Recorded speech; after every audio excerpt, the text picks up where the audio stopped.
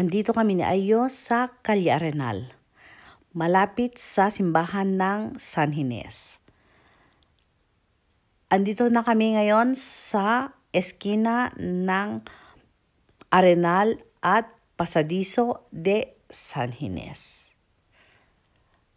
At kami ay pupunta sa Churreria de San Ginés. Eto, nandito na kami sa Chocolateria de San Ginés.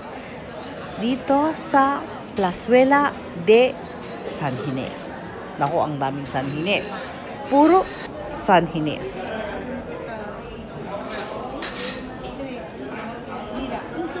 Oh, eto na yung Churreria de San Ginés.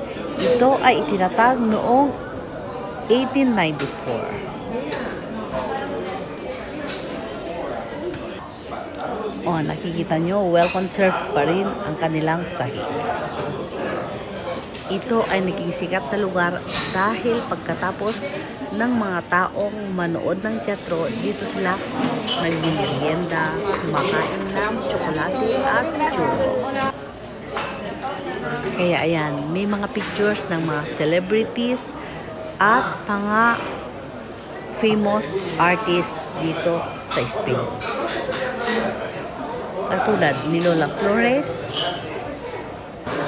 at ang unang asawa ni Julio Iglesias, si Isabel Preisler. Ayan ang kanyang picture. At ang aktor na si Paco Leon. Mga pictures na nagpapatunay na sila ay nakapunta na dito. At ito naman ang picture ng mga kantante ng Los Del Rio. At ito ang picture ni Infanta Elena.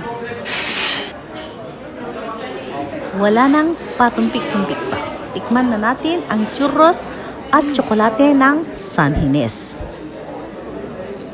Churros with chocolate.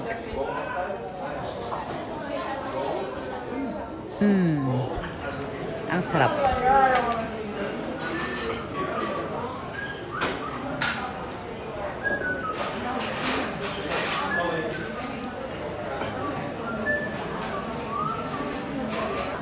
So guys, ito ang aming experience ni Ayo dito sa pinakaunang churreria dito sa Madrid.